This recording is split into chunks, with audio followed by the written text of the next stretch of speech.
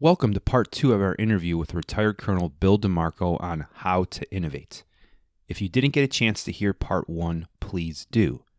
Here in part 2, we explore how to innovate from a personal standpoint, including determining your innovative profile based on a 4-color quadrant model. We also discuss the Innovative LifeCycle Curve and some leadership insights. Here's a clip succession discussing the 4 color quadrants from the interview. There's 4 basic, quadrants, I would say, of innovation. A green person, the artist, think of an idea guy or girl. Next, you've got the blue, the athlete. They want to win. The red are the rule followers, or the engineers. Next would be the yellow. That's your sage. That's the people.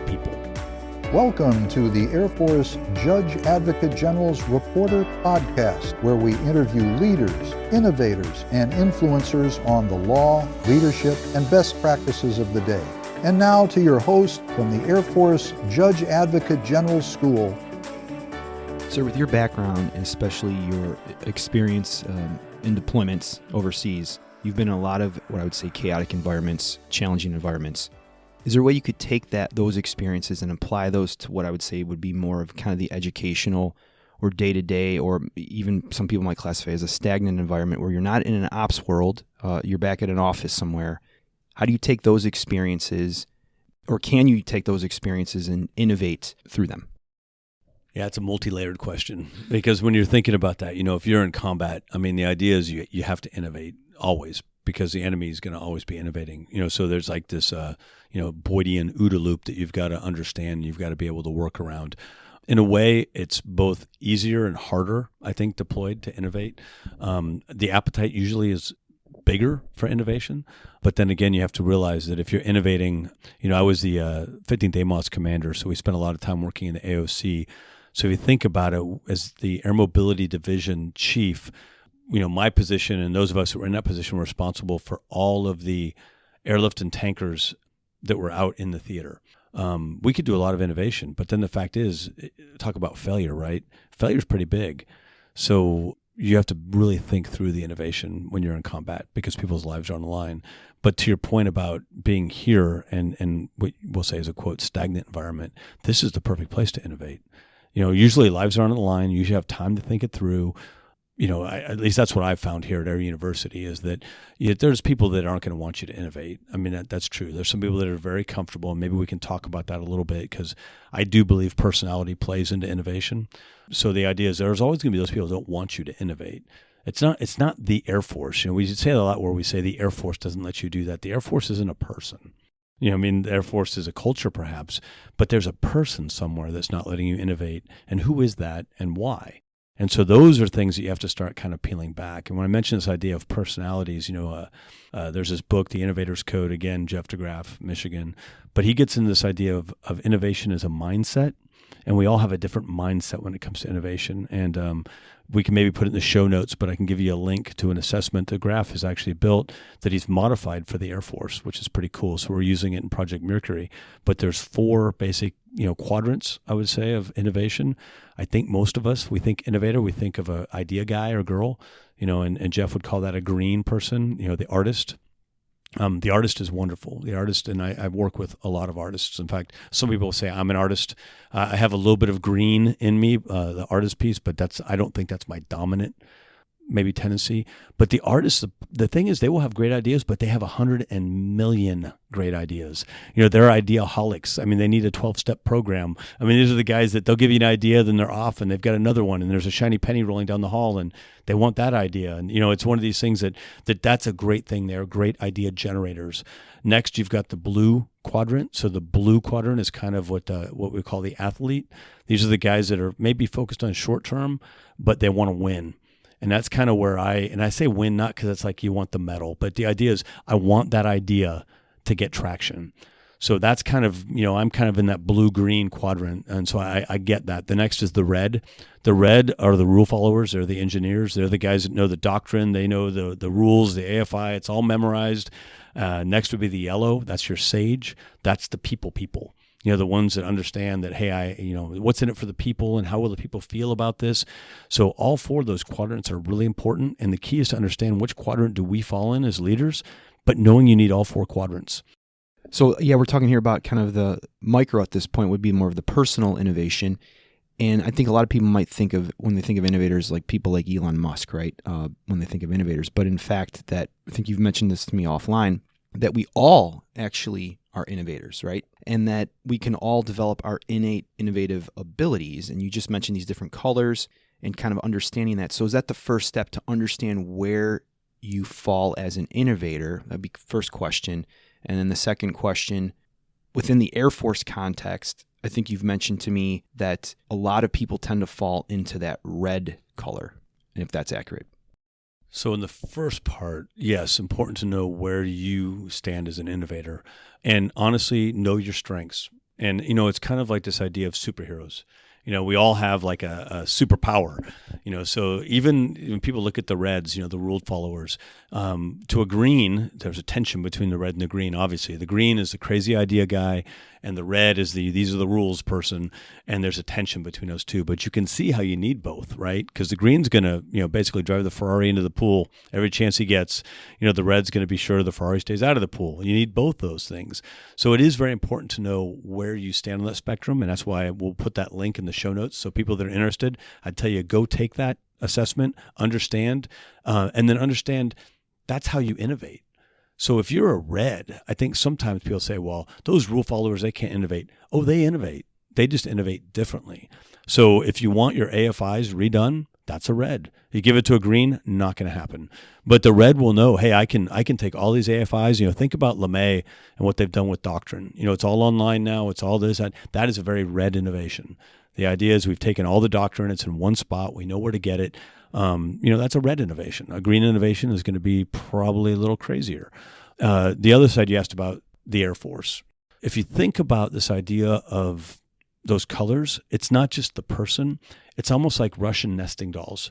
So you would have that's a little bitty doll. And then over you, the next doll might be, let's say, your unit. You're at the, 16th Airlift Squadron in Charleston. So, there's, let's say, Captain DeMarco. Captain DeMarco might be green, kind of blue. And then the 16th Airlift Squadron back in the day was a Sol 2 Squadron, so special ops. They're pretty creative, So now you kind of live in this green squadron, but the wing might be very red. You know what I mean? So the 437th is a red wing. And then you kind of branch out from there all the way to the Air Force. And you could say, hey, well, the Air Force is a pretty red entity. But then I would ask, hey, what's the United States of America? What color are we? And it's interesting. I do a lot of work over in England and at Cambridge. We have just people from all over the world. And when you look at it through their lens, we're a very blue culture. We are a very, we got to win kind of thing. That's America.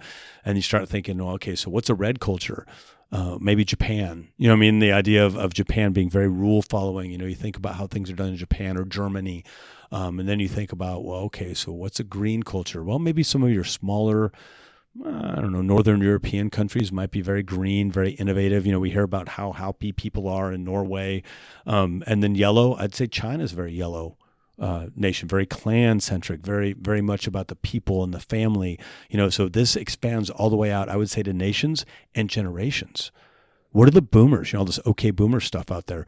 Boomers are what? I know that Jeff DeGraff's a boomer. He would tell you, hey, we invented the internet. We went to the moon. What the hell have you done today? So the boomers are very blue.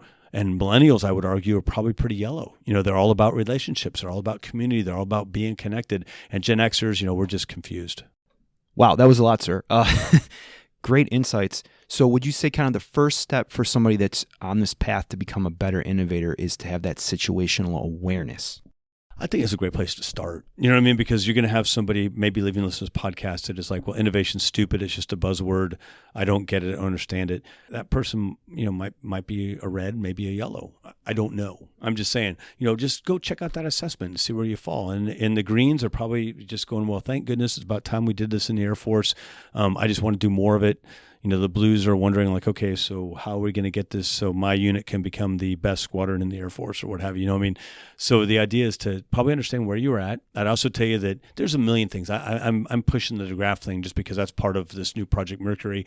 But I would tell you MBTI is a good thing to look at. Myers-Briggs Typology Index, 16personalities.com is a great place to start. go out there, take that assessment, look at that. I mean, get an idea of who you are. Back to that thing we talked earlier about leadership, knowing yourself to lead yourself, then leading yourself to lead your organization. Once you know that, and you can find out that, hey, I don't get this innovation thing. Well, then you got to ask yourself, is there value in innovation? And if the answer is yes, and you don't do that well, then can you find somebody who does that well? You know what I mean? And bring them onto your team, and then create an organization that can innovate, maybe do it rapidly. So let's say a listener takes that advice, they do the assessment, they start to understand where they fall as an innovator, what color they may be, maybe even understand what their unit's color is and kind of their wings color. I would then presume that for a leader, they would also need to know what all their people's colors are. And I think we've talked offline that innovation requires cognitive diversity and teamwork. Could you speak to that? Yeah, if you just think about I hate to make more of this competing values framework than what it really is, but let's just take that for a minute and just think about it. The idea of innovation happening kind of on a curve, if you will. If you think about this, the greens, the artists, are going to be usually the first ones that come up with an idea. And they probably have a million of them, you just haven't asked them. You know what I mean? So example I used, walking into OGC and saying, has anybody thought of how to fuel plan better? I had a guy raise his hand, yes, sir, I've been thinking about that for a long time. Well, he had been. Nobody asked him about it. You know what I mean? So the next would be the blue. So the blue then takes that idea, or you think about, I'll use the example of Brandy Jeffries and I. Brandy is the idea person. So Brandy will come in and say, hey, I got an idea. And she looks at me to see what my reaction is the blue. If I say, that's a great idea, she's like, oh, good. Because now she knows, okay, as the blue, I'm going to take that idea and I'm going to find the right people, find the resources. But the problem is as a blue, it's a quick win.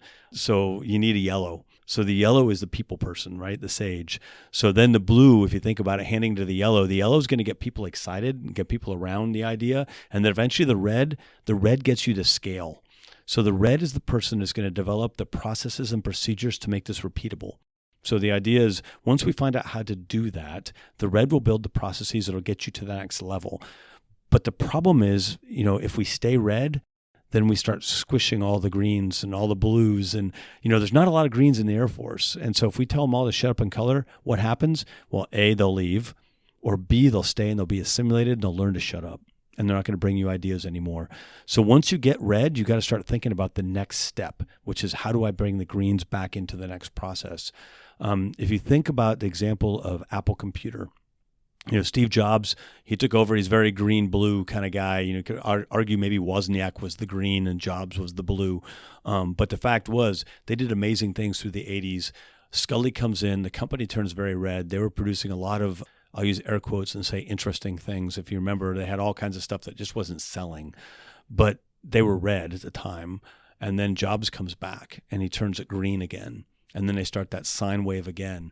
So where are they at right now with Cook? I would, some people say, well, they're red. I don't think they're red. I would honestly think under Cook, maybe they're even yellow, but I don't know that they're red. But it's just something to ask yourself as you start thinking about your unit.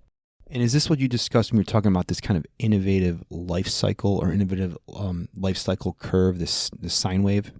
Yeah, actually, I believe it's a Schopenhauer curve, if I've got that right. I'll look and I'll get you the exact words. But yes, so there's this curve that it goes on almost like an S curve. It starts with the green hands to the blue then brings the people on board, and then the red will get you to scale. You can't stay red. I mentioned Apple. Let's think about the Air Force for a minute. Where are we at? Boy, our whole Air Force, if you go back to the interwar years, very green. The idea of what do we need an airplane for? Is an airplane even a thing? Is it just, we're sitting here at Maxwell, right, where Orville and Wilbur Wright had their first, flying school. The first flight went 120 feet. That's shorter than a C-5. It lasted like 6 seconds, yet we decided that was something worth investing in. So that was a pretty green thing. You know what I mean? Now you roll into something like, World War II. Well, that's pretty blue. We're taking this green idea and we're talking about things like strategic bombardment. We didn't even know if that would work. It's a great movie. Probably people have seen it, 12 O'Clock High, but there's a great scene in there where they're talking about it has to work. So these blues are like just thumping this idea of strategic bombardment.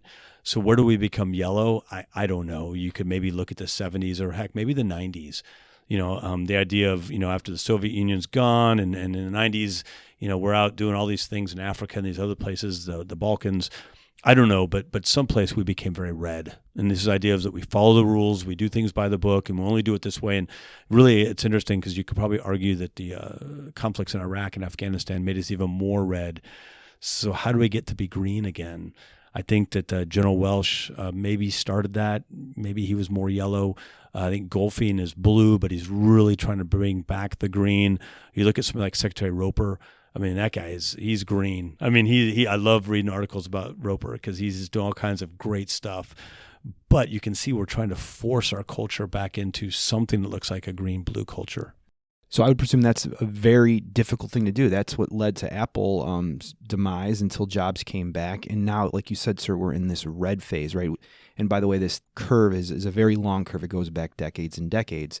So what are some things we could do maybe as an Air Force at large, or maybe even individually, to break through that and get out of the red and get back into the next stage of the curve? Boy, I honestly think it's happening. I mean, I do. I look at what our senior leaders are saying, and it's got to start there. And of course, then we talked about the frozen middle, and it's how do you break through that? You know, why is there a frozen middle? And I would argue I'm not sure there is, but let's just pontificate on that for a minute. Why is there a frozen middle? It could be that the people in the middle, whoever they are, let's use quotes, are looking at people like our senior leaders and saying, well, you didn't do it that way. You know, so why should I do it that way? I don't know if I trust you. I don't know if I can buy into that. But like I said, General Welsh, I think, started this movement. General Goldfein has continued it. Who knows what CSAF next will do? But I really think that if CSAF next buys into what General Goldfein and General Welsh have done, we probably will start turning the corner. I think we've turned the corner. Maybe we'll start accelerating out of the corner is a better way to say that. I think it comes down to this idea of trust. Is it safe? Can I do it? And it sounds like everything I'm hearing from General Goldfein, you know, and like I said, Secretary Roper is yes, you know, trust us. Why is it important to do this? Yeah, there's this idea with innovation, and you know, I went to the Stanford D School, which I mean, I love everything about Stanford, but I would call it, and I think other people call the same thing. It's innovation theater. You know, this idea of let's have fun, let's innovate, yay, get your Play-Doh out. How many Legos do you have? You know, and that's all good because that stuff, the idea of playing with Legos or what have you, is to get you in a mindset to innovate. But what I'm more concerned about is why. Why are we innovating? So when we start our Innovators by Design course, you know, Brandy Jeffries is very much a yay, let's innovate person. And I love her for that. And they look at me like I'm the curmudgeon. You know, I'm the retired colonel. And I say, why are we innovating? I go, look at every piece of strategic documentation we have from the NSS down. It talks about how important innovation is. Well, then you ask yourself, why? And I don't know if I can say ass, but because we're going to get our ass kicked. You know, you look out at the global, you know, where are all the lines heading right now? You look at China, what China's doing, you know, they're doing a lot of interesting things. What is Russia doing? What is Iran doing? What is North Korea doing? All these different things that are out there almost on every quadrant. And what are we doing? Are we stuck flat-footed, or are we on the balls of our feet in a fighting stance? And that's why we have to be able to innovate. Is it a necessity at this point to innovate? Necessity is an interesting word. That's why I had to think about that. For me and my biases, I would say yes. But then again, I'll go back to the fact that I'm a blue-green, you know, so I'm saying yes, it is a necessity. If it's not a necessity now, when will it become a necessity? It's interesting. My paper I did at Stanford was on strategy and the idea of trying to connect leadership with strategy.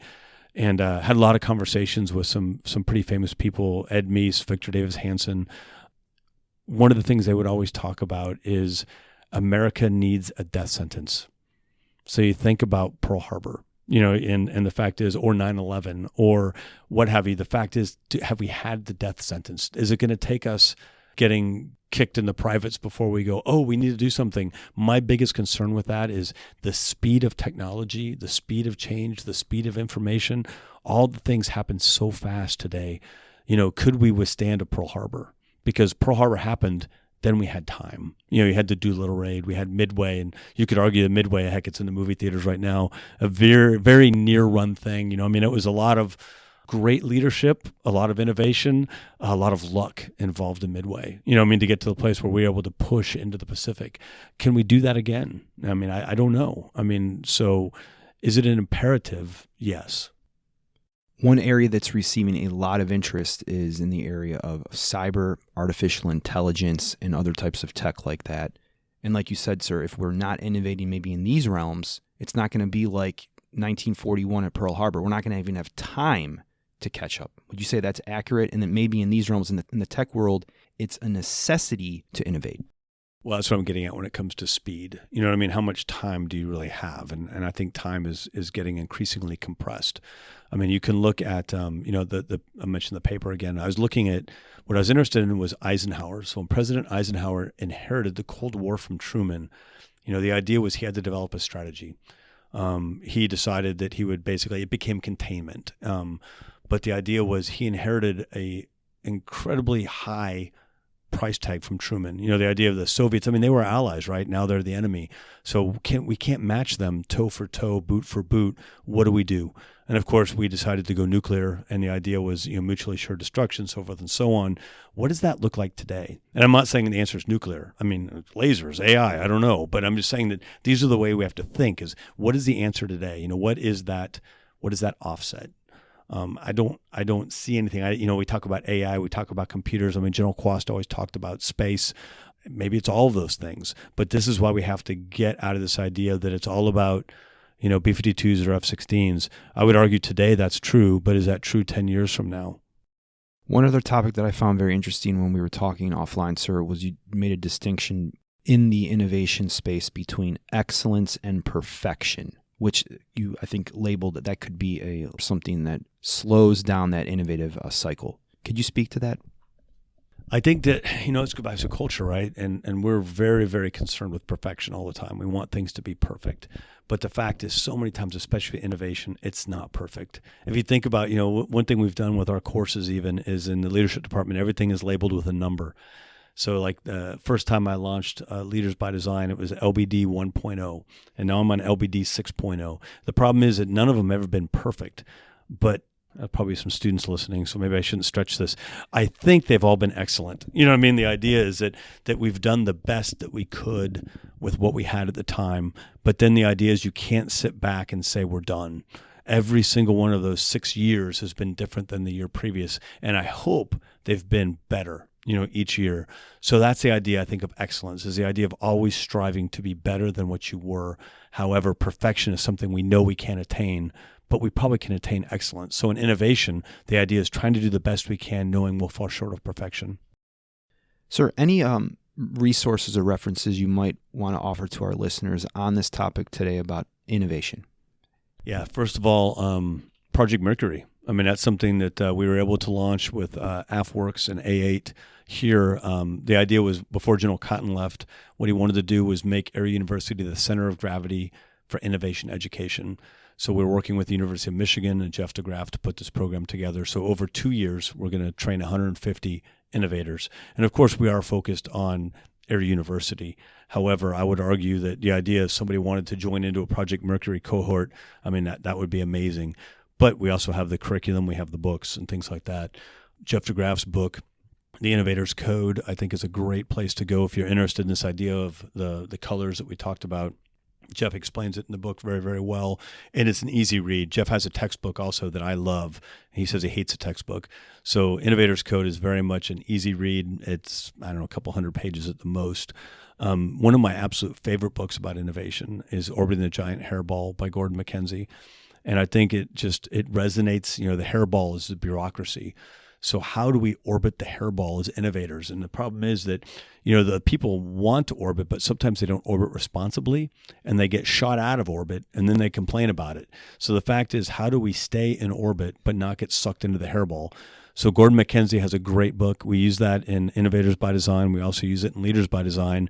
What I found is half the class hates the book and half the class loves the book. Why do they hate it? Because he changes fonts throughout the book. He has drawings in the book. It's like his own personal notebook that he authored. It's a great book. However, I do know some people read it and they're like, "You've got to be kidding me."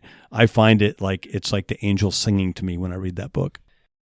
So, sir, kind of in conclusion, any final thoughts today on our topic of innovation and how that also relates to leadership? Yeah, to quote Nike, just do it. It's one of those things that if you think I'm not an innovator, try something. Take a baby step. Do something. We talked about it. You don't have to swing for the fence. Just do something today that will be innovative tomorrow. Sir, thank you so much for your time today. We really appreciate it. I know this is going to add a lot of value to our listeners, and that'll be it for today, sir. Thank you. Thanks, Rick. I appreciate it. My top 3 takeaways from the interview with Colonel DeMarco include 1. Determine your innovative personality profile. Personality plays a large role in understanding both your innovative abilities and those around you. Defining your personality profile is likely the first step in becoming more situationally aware of how to innovate. While there are many types of personality assessments and classifications out there, Colonel DeMarco discussed the 4-color quadrant model that includes the colors of green, blue, red, and yellow. Green represents the idea person, the artist, the visionary, the Elon Musks of the world. Greens are necessary in any organization as the cauldron of new ideas. However, greens may become ideaholics and may not be able to execute on those ideas or relate well to other colors. Next comes blue, or the athlete. Blues like to win, and not necessarily for winning's sake, but to see the ideas gain traction and come to fruition. Blues are go-getters and work to bring those ideas into reality. But blues may be hard-pressed to recognize the value that other colors bring. Next comes red, the rule follower, the engineer, the individual who implements the idea, replicates the idea, and ultimately takes the idea to scale. Colonel DeMarco mentions that organizations like the Air Force tend to have a lot of reds. Red and other colors like green often have friction, especially in the way they approach and resolve challenges. They don't quote-unquote speak the same language at times, but this is exactly what innovation requires. That constant, good, free-flowing friction without which the best ideas will never materialize. Last is the yellow, the sage, the people person. Yellows value relationships above all else. Yellows seek the buy-in of everyone and to find harmonious win-win situations. However, a yellow's desire for total group buy-in can also be their biggest weakness, especially when that buy-in is not achievable or realistic given the situation and a decision must be made. So consider taking a personality assessment, either with ones mentioned throughout this interview, which we'll put in the show notes, or another one that interests you. This should help you on your first step toward greater innovative situational awareness.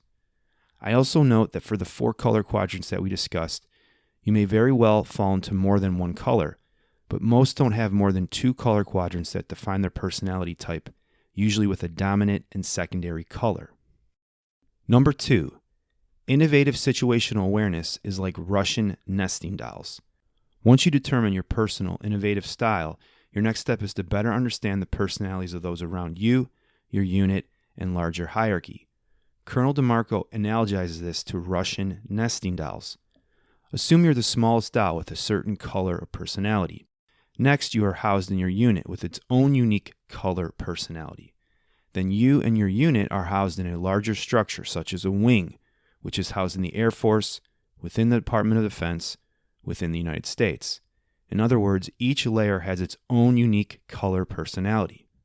Once you have some idea of this structure, then also consider the historical landscape of these colors, i.e. the Innovative LifeCycle Curve in which they currently reside. For example, Colonel DeMarco believes the Air Force is most likely in the red state of its innovative cycle. Last and number 3, find a safe harbor to test your innovative ideas. The first 2 steps centered more on understanding, i.e. understanding how you and others, including your unit and organization, think and work, which sets you up for this final step of action. In other words, how do you beta the idea? Or how do you find a safe harbor or space to test the idea without mission failure? Colonel DeMarco stated that the vast majority of tests are recoverable. They weren't swinging for the fences on the first go. Rather, they micro-tested each iterative process and eventually built up the know-how to bring their idea into the operational theater. Think of some of the greatest inventors. Thomas Edison, who reportedly took 10,000 tries until he discovered the exact filament and composition for the incandescent light bulb. Or how about our Air Force forefathers, the Wright brothers, who tested over 200 air wing shapes with unparalleled precision in the world's first wind tunnel that they built, which modern computerized wind tunnels are only able to improve upon by a few %. As Colonel DeMarco states, the best leaders live at the nexus of leadership, strategy, and innovation. In other words, leadership and innovation go hand in hand. Leadership without innovation is like riding a bicycle in a motorcycle race, or like bringing a knife to a gunfight. Leaders that remain ignorant to innovation will eventually be left behind. So get out there and innovate. Make mistakes in your safe harbor. Test and iterate until you find your prototype solution. Then, let us know how you innovated a new solution, and we'll bring you on as a guest of the show to let us all know about it. Thank you for listening, and we'll see you on the next episode. Thank you for listening to another episode of the Air Force Judge Advocate General's Reporter Podcast. You can find this episode, transcription, and show note, along with others, at reporter.dodlive.mil. We welcome your feedback. Please subscribe to our show on iTunes or Stitcher and leave a review. This helps us grow, innovate, and develop an even better JAG Corps. Until next time, nothing from this show or any others should be construed as legal advice. Please consult an attorney for any legal issue. Nothing from this show is endorsed by the federal government, Air Force, or any of its components. All content and opinions are those of our guests and host. Thank you.